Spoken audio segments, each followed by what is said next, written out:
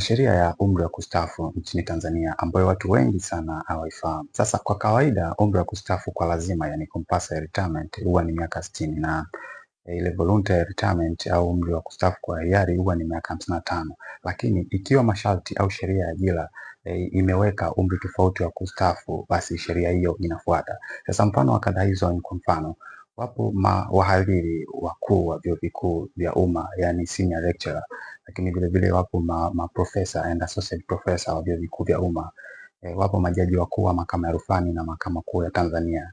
Hao wote wanastaafu kwa hiari kuanzia miaka 60.